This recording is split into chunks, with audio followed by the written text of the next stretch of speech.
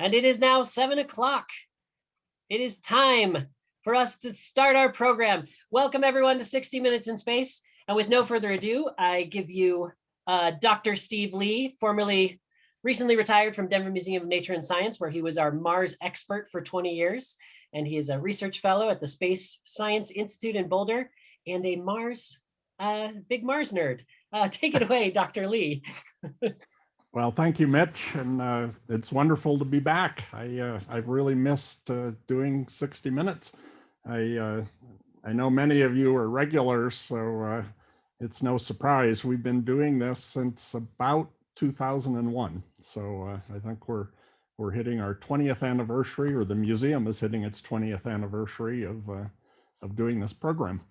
So anyway, welcome, and the sort of the lay of the land here is, I guess, being a virtual program, you have to type your questions in, but after the presentation, Mitch will try to grab all the unique questions, and we'll do our best to answer them.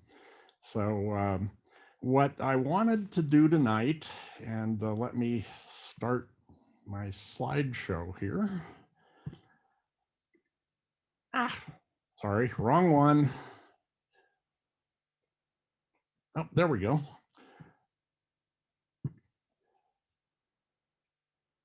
Okay, am I coming through? Yes, you are. Looks good. Okay. Sounds good. Great.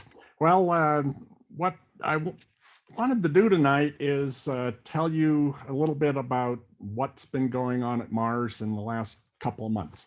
And for most of human history, we've thought of Mars as being a really empty spot. And this is just an artist concept of one of the rovers driving across a very empty planet. But in fact, Mars is getting relatively crowded.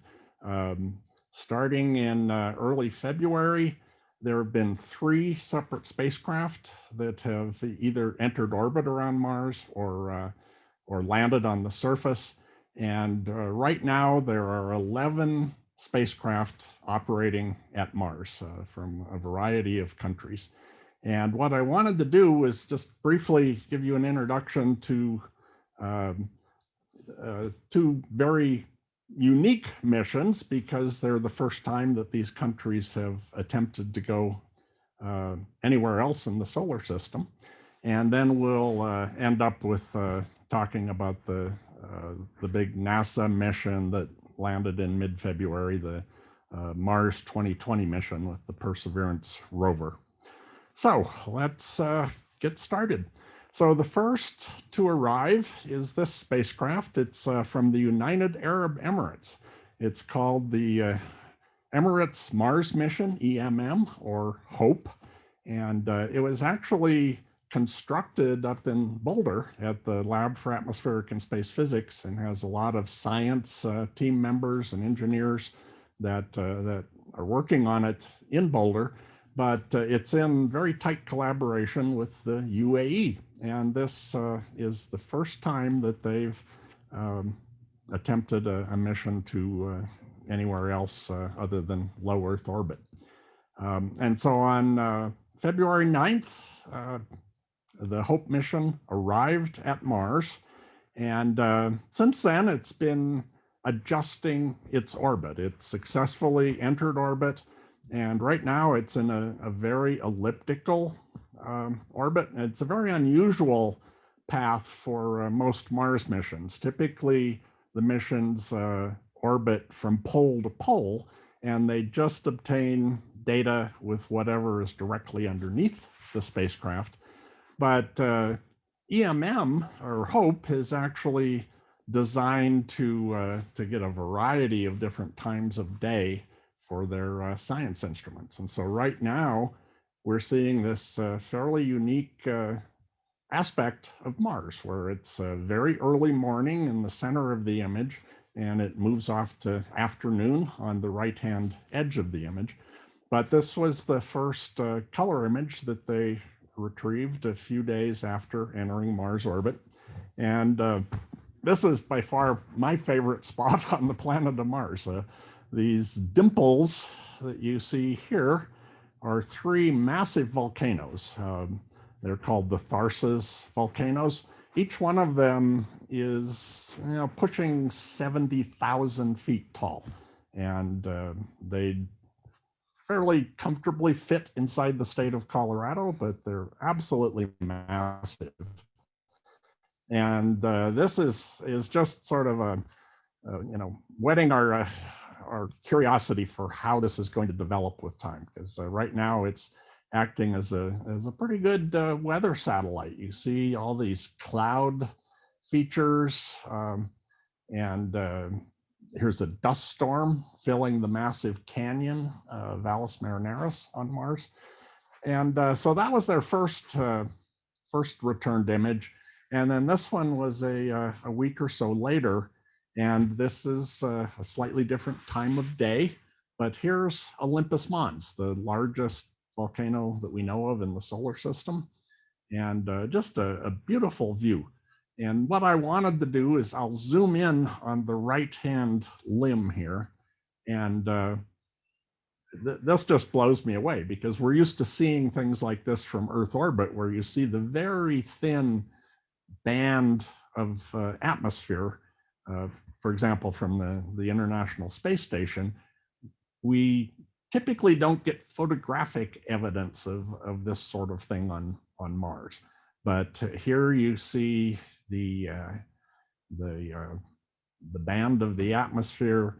Up here, there's actually some detached cloud layers.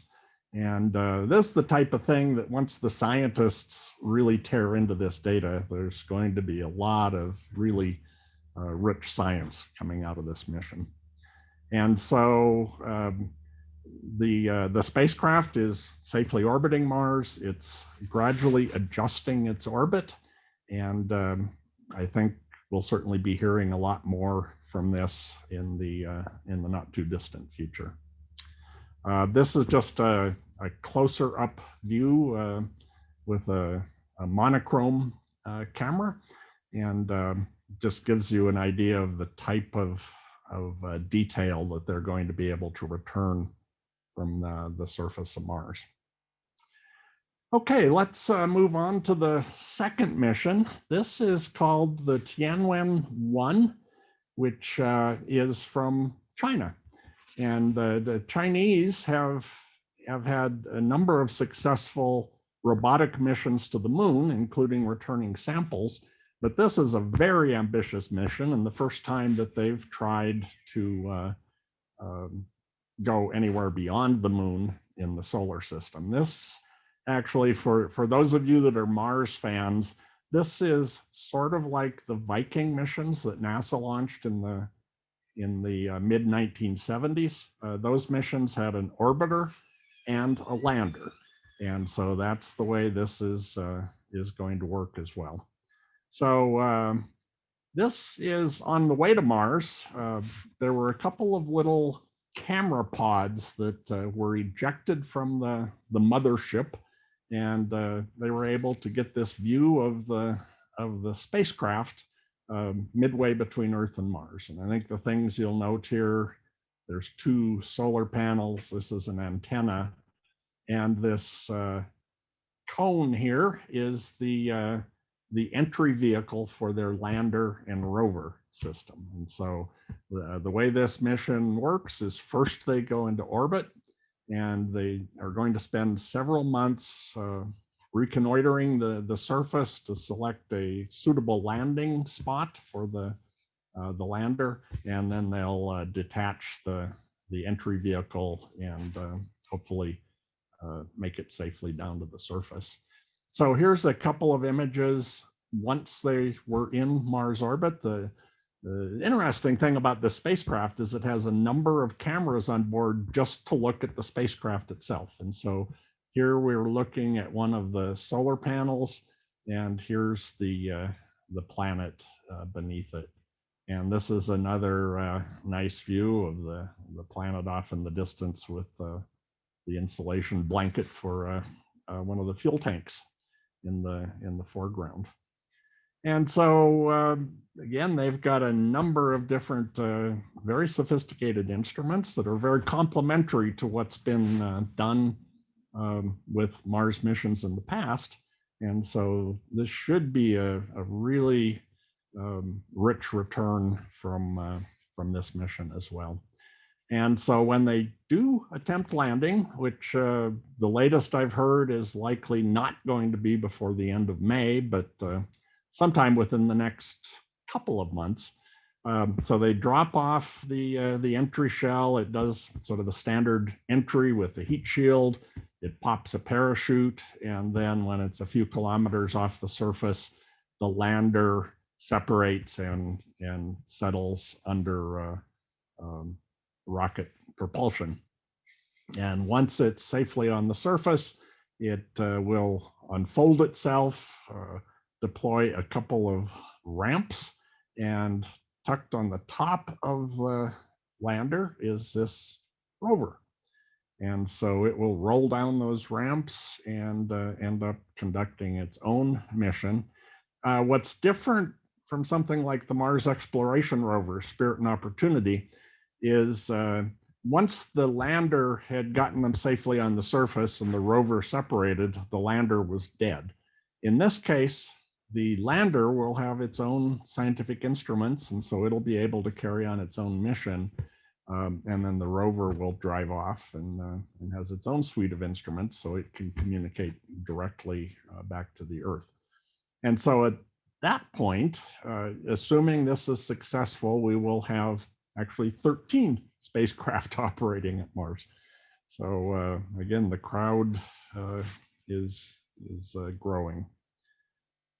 Okay, so now I'll fill you in on what's been going on with the Mars 2020 mission, which is carrying the Perseverance rover and the Ingenuity helicopter.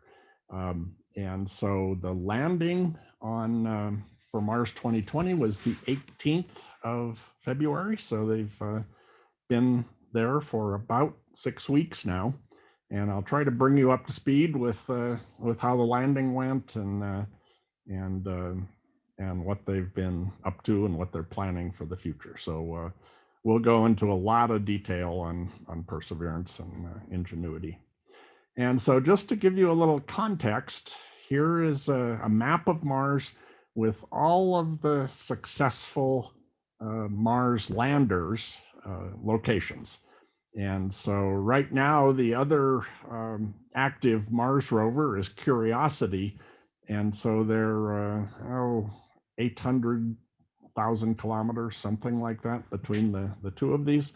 But for the very first time, we've been able to develop a spacecraft that can guide itself with a lot of precision in the landing. And so instead of having to select areas that are tens of kilometers in diameter, that any place in that area you can land safely, and then you drive off to where the interesting stuff is. With Perseverance, they actually intended to land within 1 or 2 kilometers of their interesting areas. And so this area that they're coming down in is called Jezero Crater. It's about a 60 or so kilometer diameter impact crater. And this is a topographic map. The bluish shades are low, the greenish up to brown and yellow are higher. And so this is the crater itself.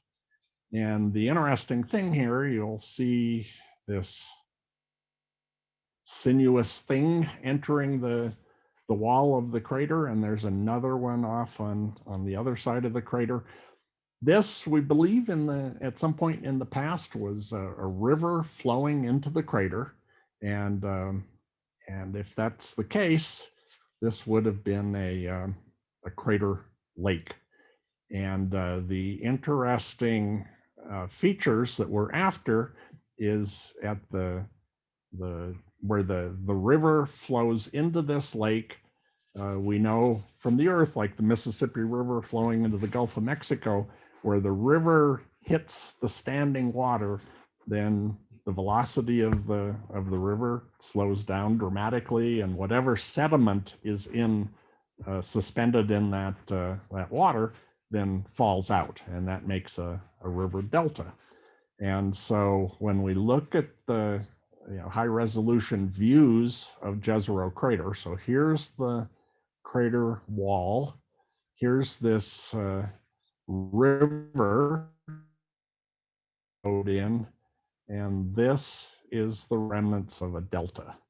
And so the idea here is this would be a great place that if there was life on Mars at some point in the past, probably 3 billion years ago when Mars had a lot of liquid water on the surface, this may be a promising place to look for signatures of that past life.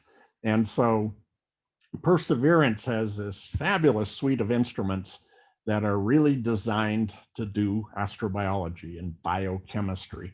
So they can detect the signatures of organic molecules, the signatures of the chemistry of life.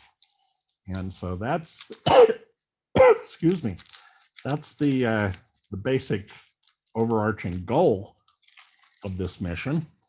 And here's an animation then of how this this spacecraft actually approached Mars, made its way through the atmosphere in the so-called 7 minutes of terror, where it hits the upper atmosphere at about 15,000 miles an hour. And within 7 minutes, it's sitting at 0 miles an hour on the surface. And so this is a really nice animation, so I wanted to spend a few minutes looking at it. So here's our cruise stage, which carried the spacecraft all the way from Earth. It falls away and burns up in the atmosphere. And then this is our, it's called the aeroshell, with the heat shield on the front side of it. It comes screaming in through the atmosphere. The heat shield helps slow it down with friction from the atmosphere. And then when it's going a couple times the speed of sound, it pops a parachute. And we'll see that in just a second. So here we're approaching Jezero crater off in the distance.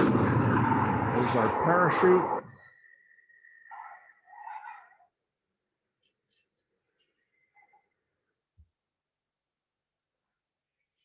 And remember this scene right here. I'm going to show you a picture in a few minutes that is very reminiscent of this. And so the heat shield drops away.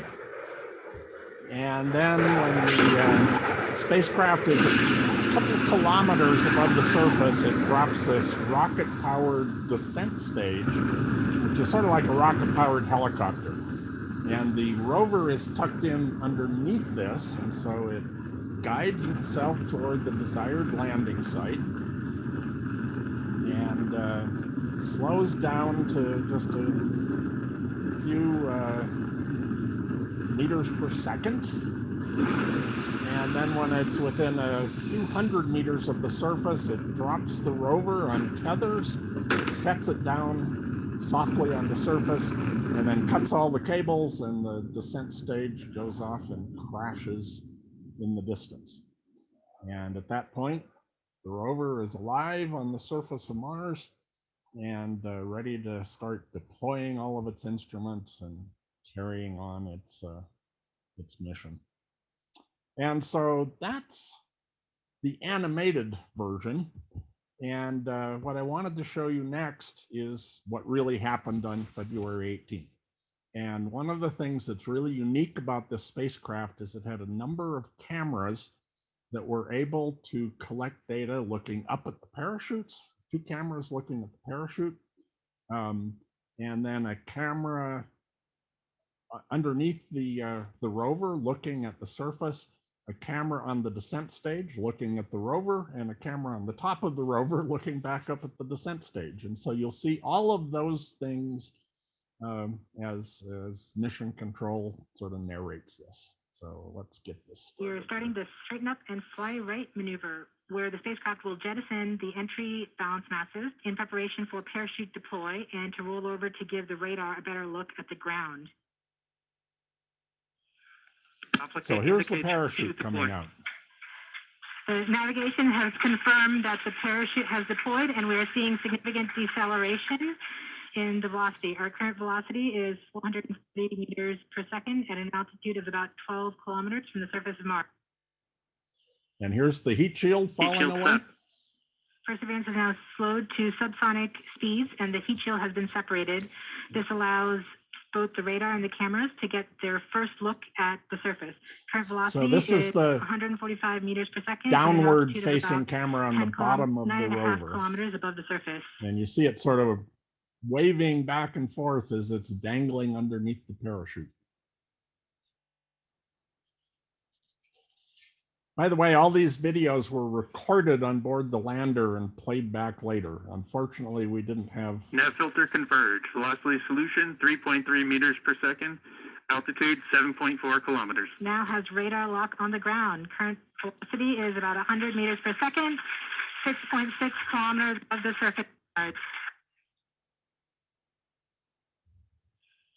Perseverance is continuing to descend on the parachute.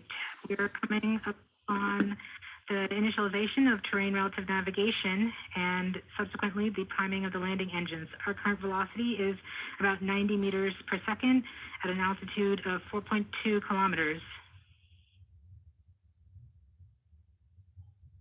OVS valid. We have confirmation that the lander vision system has produced a valid solution and part of terrain relative navigation. Priming. TBA is nominal. We have priming of the landing engines.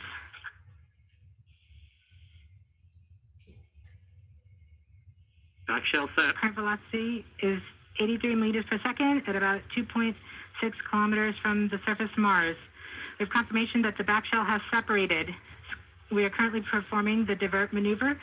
Current velocity is about 75 meters per second at an altitude of about a kilometer off the surface of Mars. Gear and safety Bravo. We have completed our terrain relative navigation.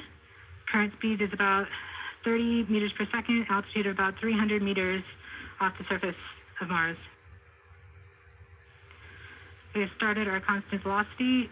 So here's the dust being blown by the rocket engines. About to conduct the cyclone maneuver. And so on the top is looking up at the descent stage, and then the rover is on the lower about left. 20 meters off the surface. And slowly lowering the rover to the Getting signals surface. from MRO. And kicking up lots of Tango dust. Delta. And there goes the... Perseverance safely on the surface of Mars, ready to begin seeking the sands of past life. Okay, well, I could watch that all day. Just that's such a unique view that we've only seen in animations before. So I wanted to just look at a few of the still images from this to give you a little bit more detail. So this is looking up at the parachute. And one of the questions we get all the time is, what's with this pattern of the red and the white sections here? And there's a lot of very clever people at the Jet Propulsion Lab that built this thing. And so what they did was sort of embedded binary code in the red and white patterns here. And if you work from the inside out and decode this, it says, dare mighty things, which is the motto of JPL. And then around the outer ring of the parachute are the GPS coordinates of Pasadena, California, where JPL is located. So that's, I guess you'd call it an Easter egg for the mission, but it's a fairly cool thing to look at when you're sort of in on the secret. So I told you to remember that view of the spacecraft dangling under the parachute. This is a view from orbit, from the Mars Reconnaissance Orbiter with the HiRISE camera, which is sort of a spy camera in orbit. And looking at this little blip right here. So this is Jezero Crater. Here's the delta. And then enlarging this, here's the parachute, and there's the entry capsule dangling under the parachute. So they were able to get an image capturing this in midair while everything was still operating under the parachute, which is an absolutely amazing feat, given how complicated it is to take images with this camera, and to actually have it at exactly the right spot and the right time is really remarkable. And so here's a view of the heat shield dropping away, and they were able to see this all the way to the surface. And so that in and of itself gives them some science, because we know how big and what the cross section of the heat shield is. So that gives you an idea of the aerodynamics of how this interacts with the atmosphere. So that'll help them on future missions. And this is the view from the descent stage looking down at the rover. And so the things to notice here, there's these 3 cables, the lanyards that stabilize and hold the rover. And then this curly cable here is the electronics, or the electrical conduit, if you will, that carries the computer signals back and forth between the descent stage and the rover. And again, all of those images like this were fed through this cable and stored on board the rover, and then transmitted back over the first week or so after they had landed. And so once they touch down, there's the explosive bolts, and that severs the connection of all 3 of these lanyards and the electrical umbilical. And then the descent stage is programmed to fly off and go as far as it can. It basically burns its fuel to completion and gets as far away from the rover as it can before it crashes. And so here we're approaching the surface. Don't pay attention to the greenish color. These aren't really color calibrated, but the thing to notice is all the swirly stuff happening here. And that's the dust on the surface being kicked up by the exhaust of the rockets on the descent stage. And here we're just about to touch down, and there's the touchdown, but it's totally enveloped in dust at that point. So one thing you learn from this, and they have learned from this, is all of the instruments that have any sensitivity to dust, like cameras with optics, things like that, they protect them behind dust covers. And so it's not until well after the landing that these dust covers get opened, and so the instruments can actually see without being obscured by the cover. But it's really essential to protect the instruments as best you can from all this dust. And so then here's from the top of the rover looking up at the descent stage. And so here's those 3 lanyards connected to the descent stage, and there's the electrical cable. And you can see there's 8 rocket engines here that are providing the thrust to bring this to a halt right above the surface before it lowers the rover down to touchdown. And this next shot is right after the cables are all cut, and so this is the last view of the sky crane as it sails off into the distance to crash shortly thereafter. So this is the very first image that Perseverance caught just a couple minutes after landing. And the reason it looks so crummy is you're looking through one of those dust covers. And that also sort of shades the corners here so you don't get the full view. But anyway, you can see this is a fairly flat area. You can pick up some small rocks. Here's the shadow of the rover itself on the surface. And one of the really cool things is, well, they took images every few seconds for the first minute or so after landing. And off in the distance, here's the plume that was caused by the descent stage crashing onto the surface shortly after it departed from the lander. So that's a really cool capture. And here's after the dust cover was blown away, or opened rather.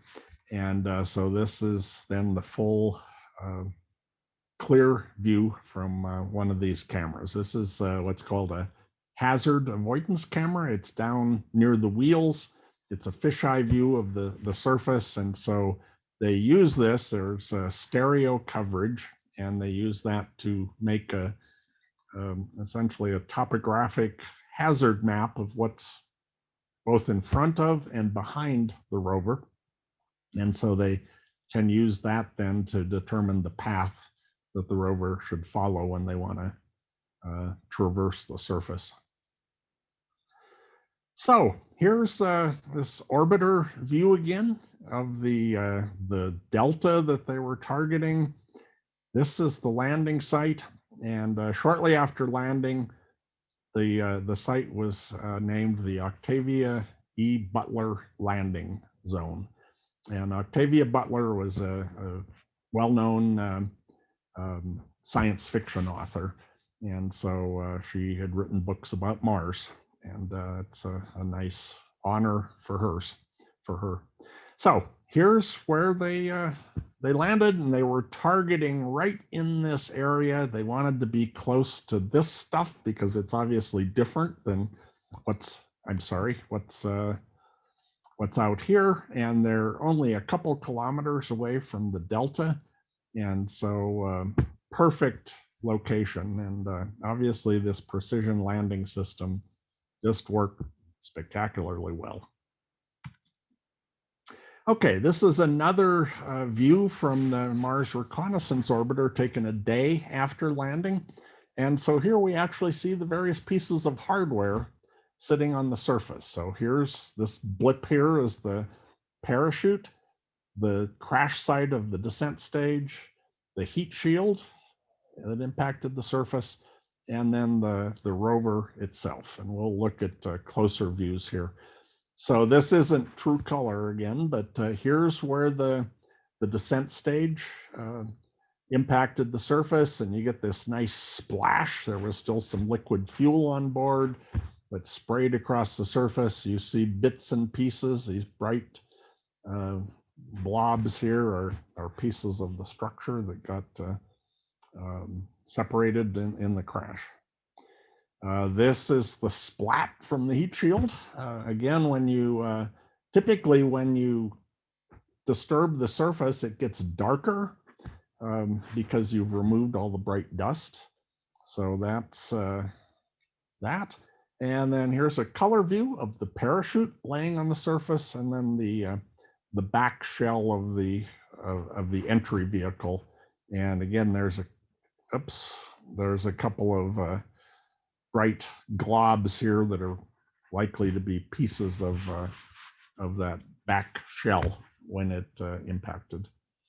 And then finally, here is the view of the rover itself. So this bright rectangle is Perseverance, and these two bright patterns here are where the rockets on the sides of the descent stage blasted the surface, removed all the fine material on the surface, and revealed the somewhat brighter underlying materials. And so they succeeded. They were on the surface, and just I think 3 days after the landing, they took their very first 360-degree panorama just to get the lay of the land. And this is just showing all of the images that went into making this. It's something approaching 150 separate frames that then they stitched together. And there's the panorama. So you get a very distorted view of the rover here, but off in the distance, this is that delta that they're going to be driving toward. And you can see there's one of those bright scoured areas. There's the other scoured area. And just to give you an idea of how much detail is actually in this. This is like 27,000 pixels across. And when you zoom into the full resolution, which is this little area here, this is the type of stuff you can see. So this is only 0.5 meter across. And here's a wind sculpted rock, which we see a lot on Mars, where the wind directions tend to be fairly uniform. And so some of the rocks get sandblasted with the little bit of grit that's carried in the Martian atmosphere. So that was exciting. They were able to see the surroundings just to get the lay of the land, and obviously there's a lot more to come. In fact, so far, so they've been on the surface for 40 Martian days today, and they've returned something like 18,000 images at this point. So they're really shooting up a storm. So this is zooming in a little bit. Off in the distance here is the rim of the crater, and these lower hills in the foreground, that's remnants of that delta. So this is the area that they're really going to be exploring very thoroughly. And this is just a full resolution view of one of these remnants of delta, and this is likely going to be the first target once they really start driving. So this is about 1 kilometer from the landing site, and this is going to be exciting. You see layered rocks here, so that's a good indication that these are sedimentary rocks, and we're going to be seeing different materials and different textures and different chemistries, hopefully, in each of these samples. And then there's lots of stuff that's sort of collapsed downhill. So even though they likely won't be able to climb up to these cliffs, they'll be able to sample pieces that fell down to the lower levels. And by the way, this looks like it's absolutely huge, but in fact, this is about, I think it's about 15 meters or so tall. And so that's 50 feet-ish. So first thing you do when you're a new rover on the surface is you start figuring out how to operate the spacecraft. And so the first thing they do is wiggle the front and rear wheels. It's 6-wheel drive on the rover, so that verifies that the motors are working and they're going to be able to drive. And then you unbuckle the robotic arm. So here's the arm sticking out in front of the rover. This is a view from one of those hazard cameras that I mentioned earlier. So there's one of the front wheels. And this is the Lazy Susan that's on the end of the robot arm. And it's loaded with different instruments. In this case, what they're really interested in right now is the camera that is on board the arm, because they can look back at the rover itself. And as I'll show you in a minute, they can look underneath the rover as well. And so that all took place. And then after a couple of weeks of checking things out, they did their first drive. And so here you're seeing the tire tracks. And this off in the distance is one of those scoured areas. And again, this is looking down at the stowed robotic arm. Here's that turntable with all the instruments on it, and tire tracks. And this again is looking at one of those scoured areas. So you can see how smooth that is compared to the sort of pebbly look of the surroundings. So it really got sandblasted by the, or gas blasted, I guess you'd say, from the exhaust of the descent engines. And so here's a view looking backward from the landing site as they've driven off. So far they've driven a little less than 200 meters, and right now they're sitting in place, and I'll explain that in just a second. So what's happening right now is the beginning of what's called an engineering experiment. And so one of the exciting, unique things about this mission is they decided to carry along a little helicopter drone to experiment with flying in the Martian atmosphere.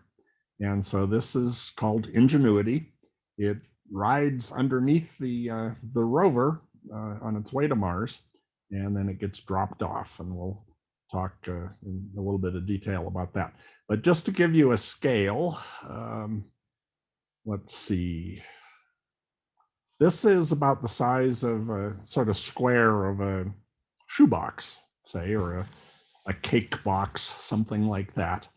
And it's all folded up to start with. It's got a solar panel on the top. It's got counter-rotating propellers. And the propellers are about 4 feet in diameter. And they operate at about 2,500 revolutions per minute. So this is sort of a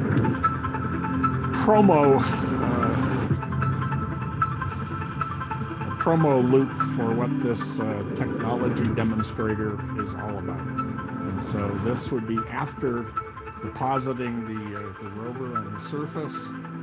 I'm sorry, the helicopter on the surface. The rover drives away to a safe distance, and then they spend 1 month. They're allowed to do perhaps 5 separate flights of increasing difficulty. And the rover is able to capture movies of this with one of its cameras, and so it'll be able to follow the progress of the helicopter. And the helicopter has a little camera on board, so it can take some images. But in fact, again, this is a technology demonstration. It's not really meant to do science, it's meant to prove the concept. And so that's what they're just about to start on Mars. And so this is just a close-up view of the helicopter all folded up. This is the solar panel right here. And these are the blades, the top and bottom. And then this is the body of the drone. And here's the folded up legs. So there's 4 little legs. And this is just looking back at the Wright brothers. One of the cool things that they did is the Smithsonian actually has given them a very small piece, I think it's about 1/2 inch square of cloth from the original Wright Flyer, the very first airplane. And sorry, they've tucked that in on the back side of the solar panel. So right now there's a piece of the Wright brothers aircraft on Mars commemorating their first flight on Earth, and hopefully being on board the first flying craft on Mars. And so this was preparing the rover for launch. Here's the helicopter tucked in on the belly of the rover. And so one of the things, obviously, you have to be able to do is unfold this and get it safely down to the surface. And so this is a view of the engineering testing at JPL of how this happens. 2, 1, 0. And so first there's this pan that covers up the helicopter, and then there's a lock that gets released, and then they drop the rover, or I'm sorry, the helicopter, and then bring it vertical, and then they unfold the second pair of legs, and then the final step is to drop it down to the surface. And then once that happens, the rover is sitting above the drone, and so they drive the rover off and then retreat a safe distance. And so one of the critical things is before they drop the drone, the rover has to charge the batteries to 100%. And then they have to have the rover drive away within 25 hours of when they drop it on the surface, because the rover is shading the solar panels and the batteries have enough capacity to keep the electronics warm for about 25 hours. And after that, the drone would be dead. And so that's the one ticking clock that when they drop it, they have to make sure that the rover has driven away so that they can charge the batteries again. So I'd mentioned earlier having the robot arm positioned in front of the rover, and this is the position it's in right now. And this camera is looking underneath the rover at the helicopter. And so first of all, this is the real stuff now instead of the engineering tests. And so about a week ago, they dropped the belly pan, the protective pan, onto the surface and then drove away from that. And here's the folded up drone right here. You can see two of the landing legs. And this is a closer up view of that. And what we'll look at here, the first thing they have to do is release the lock that holds it firmly in place. And so you'll see this device pop up against the belly of the so that's the first activity that they have to do, and that happened. And then the second thing is to start unfolding everything, as we saw in that previous video. And so here we go. We've tilted it down and brought it vertical. And so that's where it was as of 2 days ago. And where it is right now, they've got it fully vertical. The legs are all deployed. So these legs have come down, those legs were unfolded, and it's still, here's the solar panel right here. And it's attached with one bolt and one electrical cable. And the original plan was that today they would be doing the full charge of the battery, and tomorrow would be when they drop the Ingenuity down to the surface. But late yesterday, in looking at images of this, some of the engineers have gotten concerned. There's a little antenna on top of the solar panel, and there's an electrical cable right here. And they're somewhat concerned that there is not enough clearance between that cable and the antenna on Ingenuity, that when they drive the rover away, that they will scrape against each other. And you don't want that to happen. So what they're doing tomorrow is taking lots of detailed images of the configuration of the cable and the underneath of the rover, and they will determine if indeed there is a problem there. And the solution will be they can steer all four wheels independently, or the front two and the rear two, and so they could rotate the rover slightly if need be and then drive off in a slightly different direction than they were planning. But they just want to be absolutely sure that that they don't damage anything. And so they've basically put a 2-day hold on the activity. So the plan now is tomorrow they'll do this imaging reconnaissance of where everything actually is. And then on Friday would be when they charge the batteries fully, and Saturday would be the day that they drop the drone down to the surface.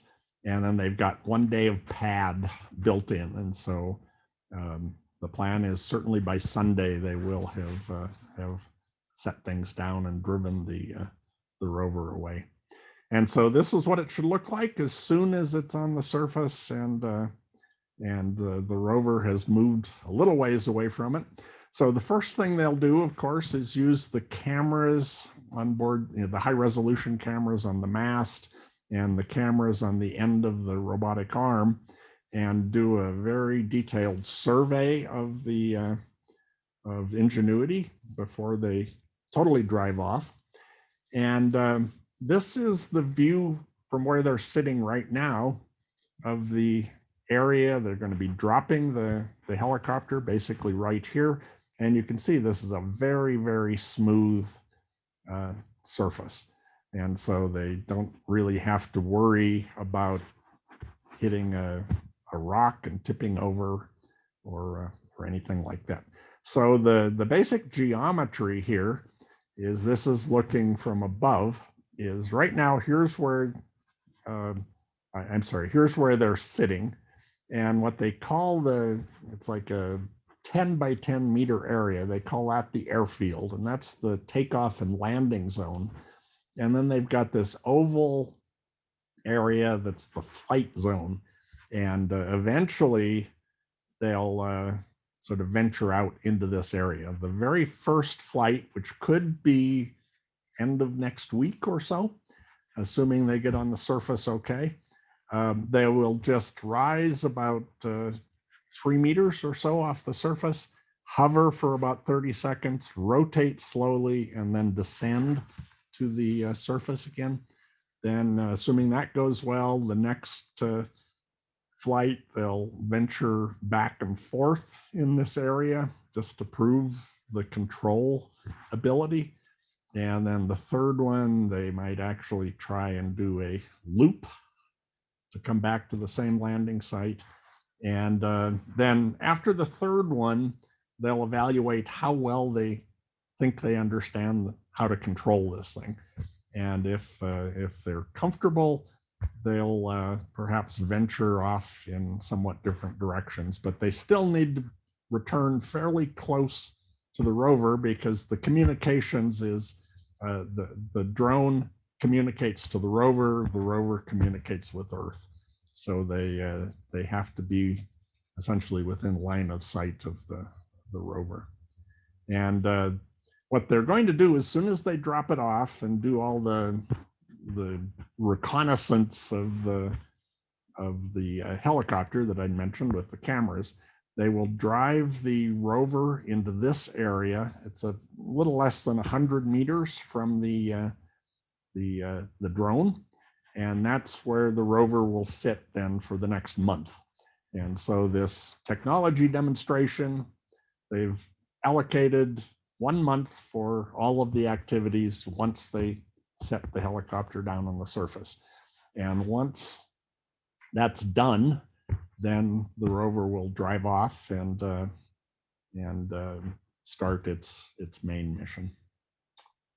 And so this again is just sort of a graphic of how they might do these loop patterns, taking some images along the way and coming back. And here's the rover off in the distance, observing the whole thing. So the final thing I wanted to do is just what right now the tentative plan is for once they start driving to start doing the science mission. And so this blue teardrop is where the landing site is. And this is the delta, and these are some of these sort of remnants of the delta that we've seen in those close-up images. And so here's where the rover is sitting. Excuse me. And so right now they have two choices. One is to go counterclockwise to get over to here. The other is to go clockwise and look at. So each one, the geologists are arguing over which is the richest path to take. But regardless of the decision, ultimately they will end up here and then slowly drive up into this delta. And then once they've done that, that's probably the first year of the mission or so, then they will follow a path something like this and end up in the riverbed from the river that flowed into into this crater lake and cause this delta.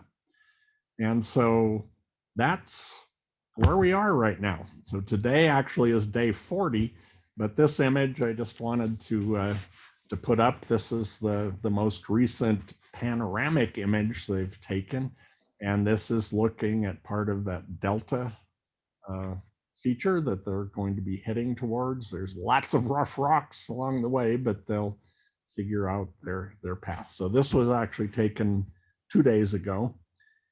And here's the stats on the mission so far. So it's 40 days since landing. They've driven about 190 meters. And as this program was starting, they'd returned 16,350 images so far. And so the next month is going to be exciting. I guess what I'd recommend is keep an eye out this weekend on Saturday. Look at the nasa.gov website. I'm sure there's going to be lots of media releases, press releases about the activities once they've dropped the helicopter off. And I think right here, I've actually got a website that you can go to. So just the mars.jpl.nasa.gov. That's a great site. It's got access to all of the different Mars missions that are flying and the old missions that, all the way back to the Viking days. And so you can go into, if you're interested in Perseverance, click that mission. You can look at all of the images, all of the data that are coming back. Typically things are posted within a day of when they're received on the ground, or even shorter than that, as soon as the data can be processed to look like something.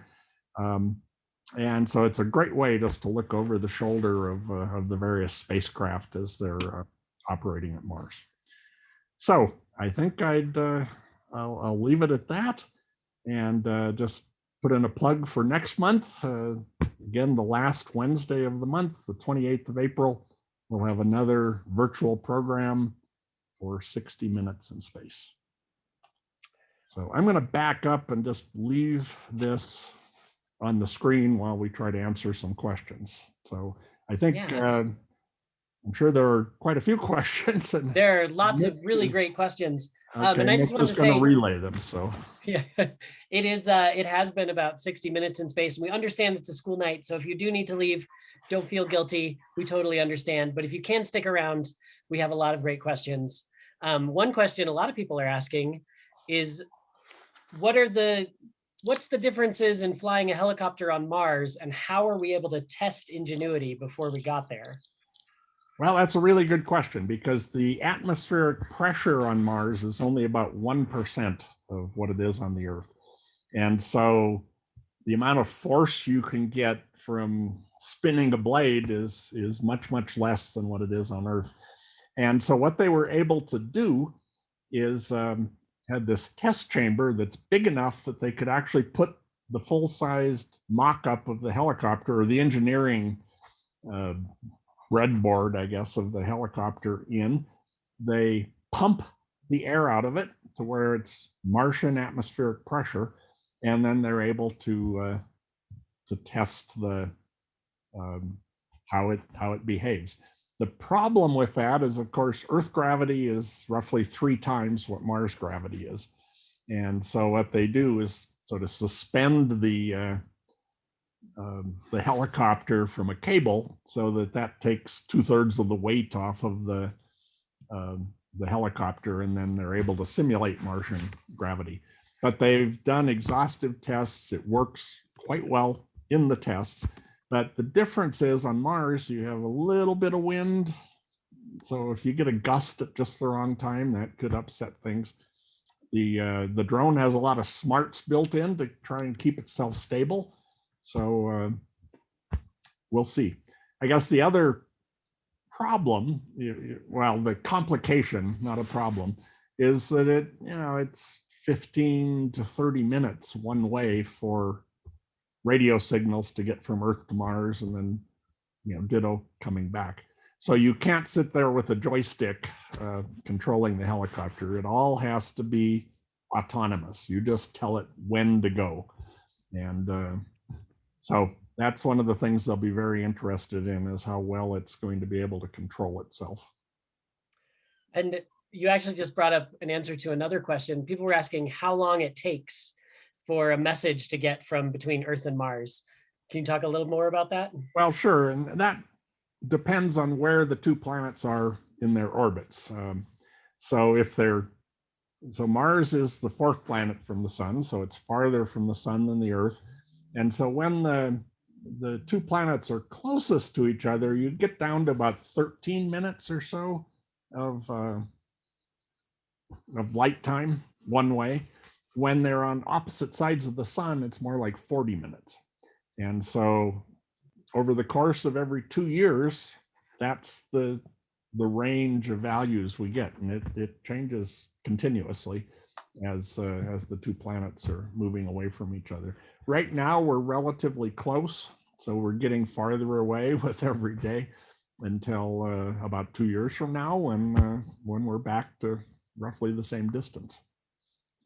Excellent. Here's a question that I think is really interesting: is did the InSight seismometer detect the sky crane crash from the Perseverance landing? You know, they were looking for that, and I haven't heard yet if they did. There were a couple of things they were looking for. One is there should have been sonic booms when the spacecraft is entering the atmosphere, and the second would be the impact of the pieces. And the complication is that InSight is a single point seismometer, and normally you'd want 3 of them to really sort of triangulate on a signal.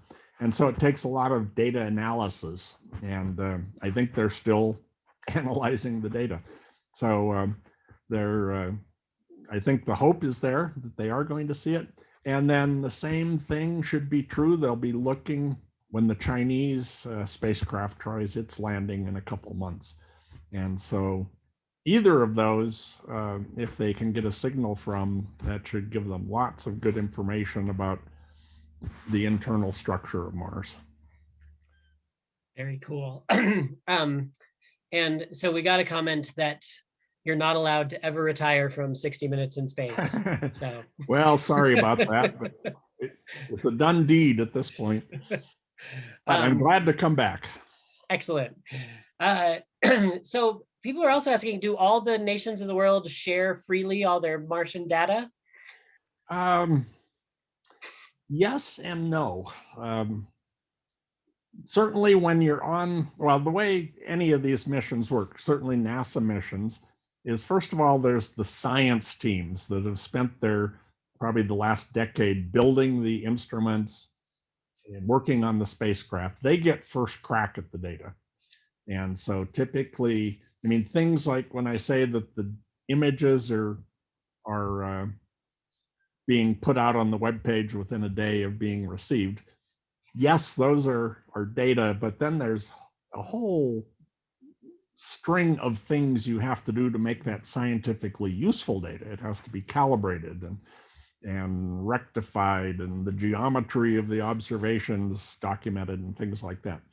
So that sort of data is readily available typically within about 6 months of when it's back on the ground. By agreement, it gets turned over for NASA. It's called the Planetary Data System, which is a big computer database where anybody can come in and ask for, just do a file transfer to your home computer and look at things. The international aspects of this get a little bit complicated because, again, you have the science teams, which some countries, the teams rule a lot with a lot heavier hand than they do necessarily at NASA. And then the other complication is, like with the Chinese Space Agency, there's actually a law that has been in place, passed by the US Congress in, I believe it was 2012, that prohibits NASA from exchanging information with the Chinese Space Agency unless approved by NASA. And I'm sorry, by Congress. And it's one of these things. It was designed to protest the Chinese human rights record, and it's hopefully at some point we're going to get over this and be able to have freer exchange. But the one thing I did hear was that NASA did get dispensation from Congress to talk to the Chinese about exactly what orbit their spacecraft is in, so they can, they look for conflicts between the different spacecraft and make sure that there's no chance of a collision at any point in the future. And so that has been done. And certainly there'll be, at least at science meetings and things like that, some exchange of the data. Sorry, that was a very long-winded answer. No, that's good. I think that's, yeah, there's a lot. It's a complicated question. So people are wondering, if Perseverance or Ingenuity malfunctions or gets stuck or something like that, what options do they have from Earth? What can we do about it? Well, things like that actually have happened with past missions. Opportunity got stuck in a sort of a sandy patch, and it took them, I don't know, 3 or 4 months to actually free it by, they analyze all the images of where they are. They try moving and see what happens. Then they replicate the area they call it the Mars yard at JPL, where they replicate the slope and the texture of the material and all that to see if they can figure out, if we twist the wheels this way and back up, will that help us? And things like that. So there's a lot of work that goes into that. Part of it depends on what the problem is. If it's something like getting stuck in a sand dune, then you have some hope of getting out. If there's a major hardware failure, then there can be ways around that. For example, I think both Spirit and Opportunity, one of their wheels failed, and so they ended up dragging it behind them, sort of like having a shopping cart with a stuck wheel. So it impedes things, but they learned to work around it. But ultimately, if there's a really bad hardware failure, the best they can do, if the spacecraft is still transmitting data, they can look at all the telemetry, try to figure out what went wrong, and then figure out if there's a way around it. But that's one reason why, these spacecraft take so long to build and they're very expensive, is you go through all these engineering tests on the ground. And engineers, part of their, as a former engineer, I can say this without offending anybody, your whole purpose in life is to find fault in things to make sure that they don't fail. And you look for all the weak spots and try to build around that so that you make it an absolutely robust system. And they've certainly done that in spades. And I think that's why we see things like Spirit and Opportunity, for example, were designed for a 90-day mission, lasted 14 years. So, they're definitely overbuilt, and they certainly are very, very robustly designed.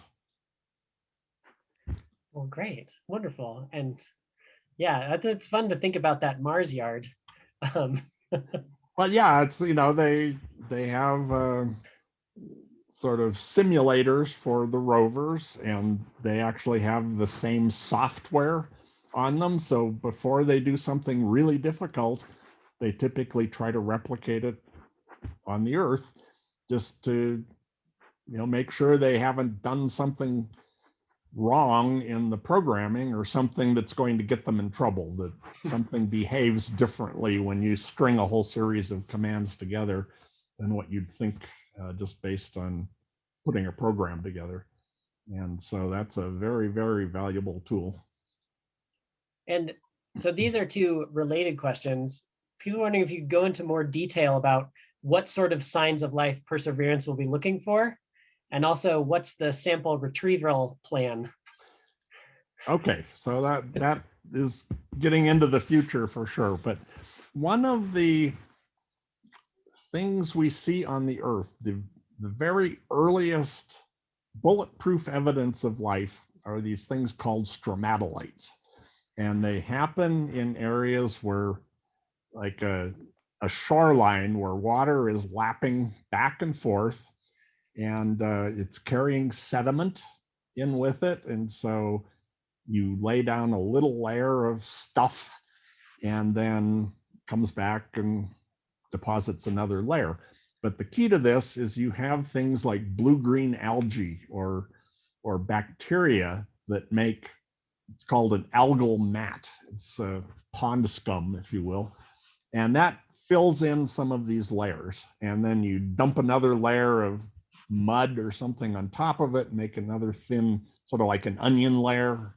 And then you bring in some more pond scum, and you eventually build up these sort of mushroom-shaped things that are just, when you cut them open or break them open, they're layer after layer after layer, just paper-thin layers of this stuff. And the way that they're constructed is very, very characteristic of having those sorts of bacteria and algae growing in them. So that would be, if we could find something like that, that would be a good sign. And this type of environment, a river delta, is a perfect place to find things like that. But there's also all these detailed instruments that look at different things. They look at the crystallography, the crystalline structure of the minerals that they're examining. They can look at the chemistry of them, look for things that are out of equilibrium, which is one of the things that life does. It sort of adds energy to a system and makes the chemistry sort of skewed in a direction that couldn't happen without something like life adding to the mix. And so, that's going to be a sort of the whole mission, is looking at things like that. And then it's actually a primary part of this, but another task is they're going to be collecting samples, and they've got 40-ish sample canisters that are like sort of mini cigar tubes. And they drill into the surface, make a little plug, like a little bit bigger in diameter than, say, a lead pencil, and pull it out, stick it in one of these tubes, seal it up. And as they collect these, they deposit them in caches on the surface that are in locations that should be readily findable in the future. And then the plan is, in 2026 or 2028, whenever the funding will allow it, there will be another mission called Mars Sample Return, which is actually 3 separate spacecraft that are going to be sent to Mars to retrieve those samples and bring them back to Earth.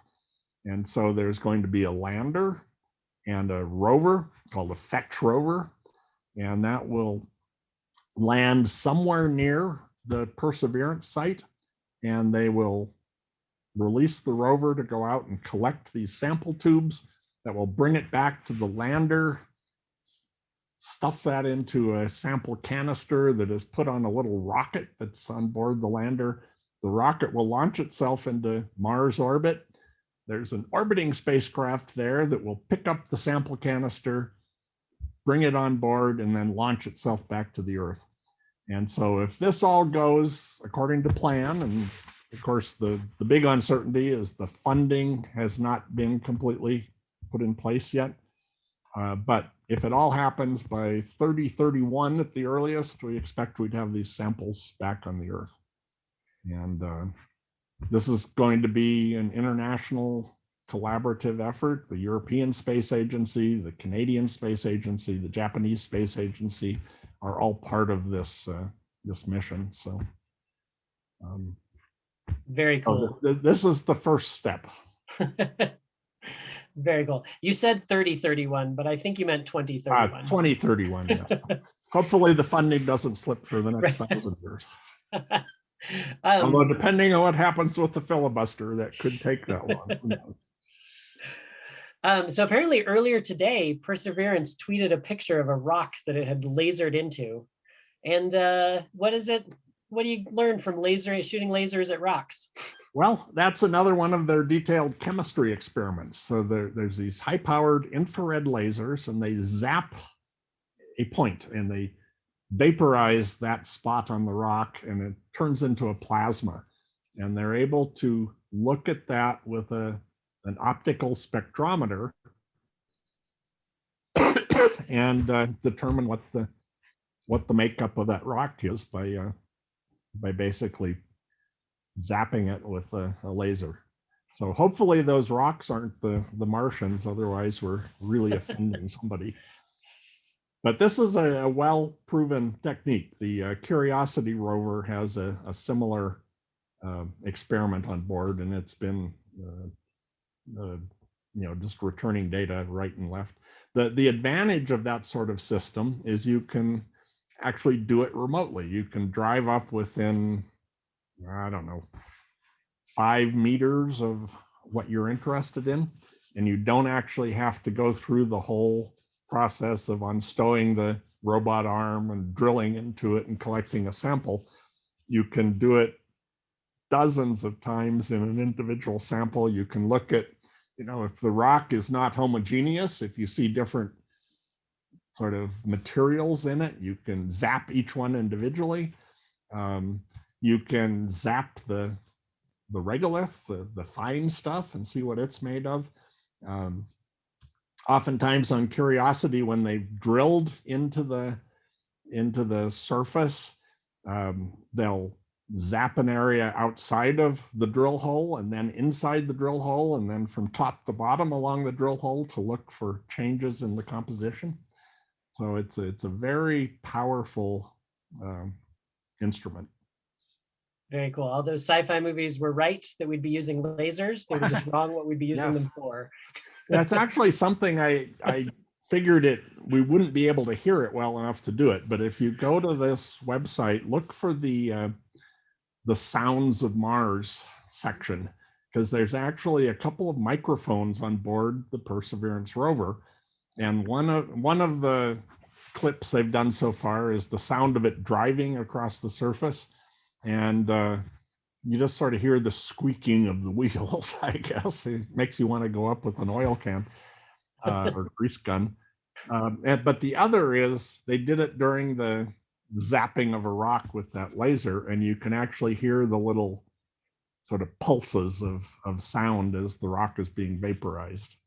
So that's a pretty cool capability as well. And you hear the wind blowing. So they're still trying to get that all calibrated where because there's lots of mechanical sounds that the rover makes as things are moving, and that sort of drowns out all the natural sounds, but they'll with experience be able to filter that out.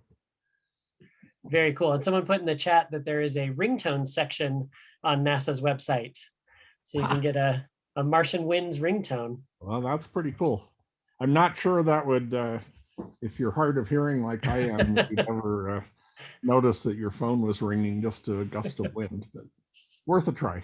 All right, I think just a couple more questions. Okay. Is it possible that any microbes from Earth survived the trip to Mars?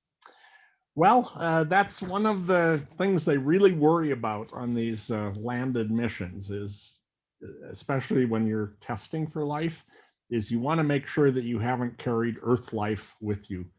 And so they've done the utmost to sterilize anything that's going to touch the surface. And certainly these sample canisters are the cleanest of anything that's ever been sent to Mars.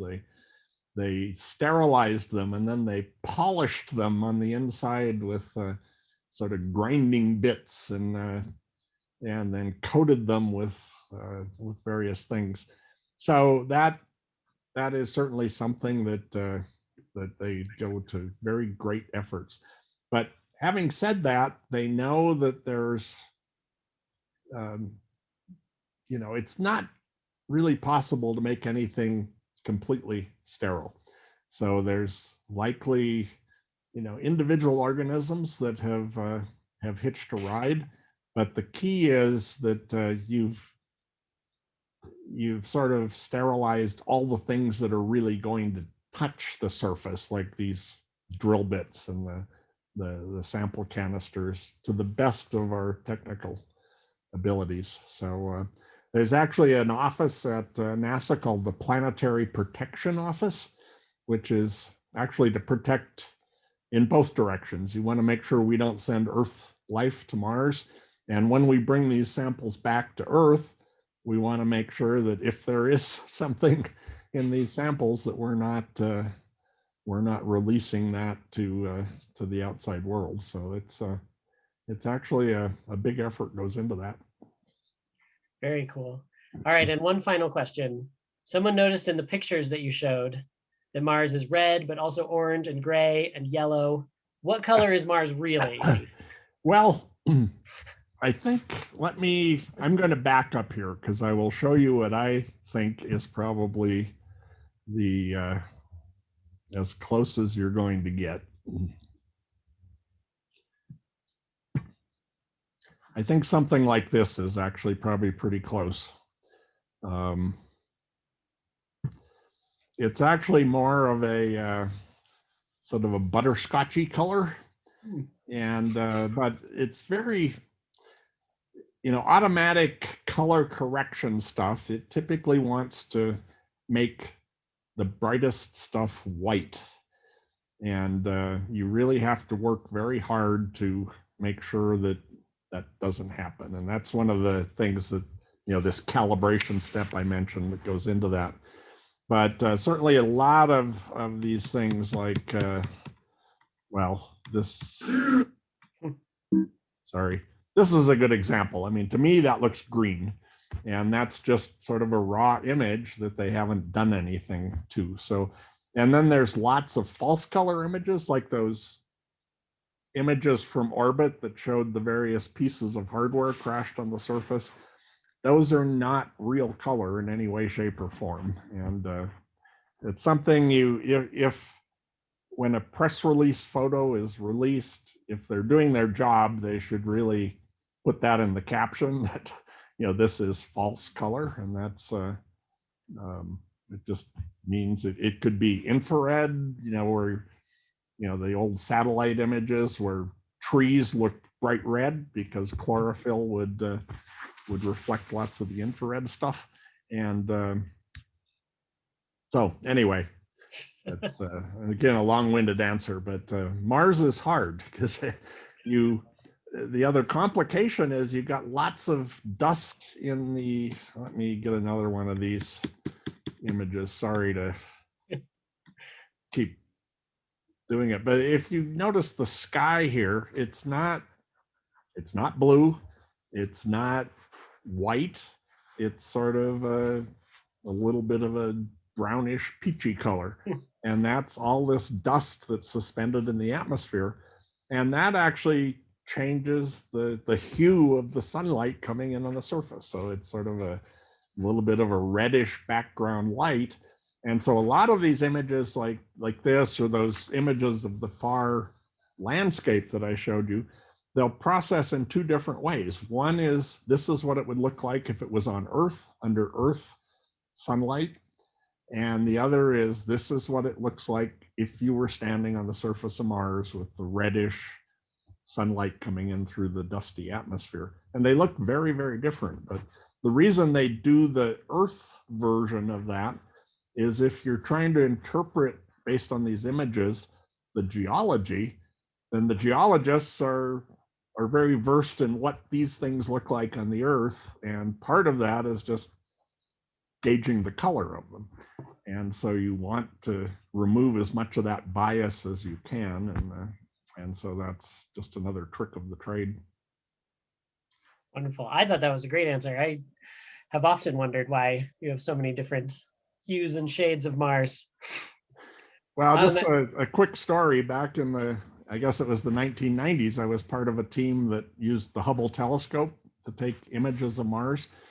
And we did everything we could to make those the right color.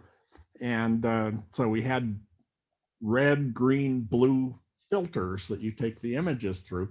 And we had spectra of Mars of how much light is reflected in each of those wavelengths. And you can use that to calibrate the images and sort of skew how saturated the red channel is versus the green to make a true color image. Every time we did that, Mars came out lime green. And we spent months on that. It had 12 different people doing the same process because it's the standard thing you do with astronomical images. And it never, ever, ever worked. And so ultimately we sort of held up a good Earth-based image of Mars. This is what it looks like, and tried to tweak the colors so that Hubble was coming up with the same sort of color balance. And that's what we went with. I hate to admit it, but in that case, science failed us. Well, science is then, doing more experements till they match the data. Right. So I shouldn't say science failed us. Our understanding of the science failed us. So obviously, we were missing something in the process. Well, excellent. I think that's about the time we have. Definitely please join us next month on April 28th. And any final thoughts, Dr. Lee?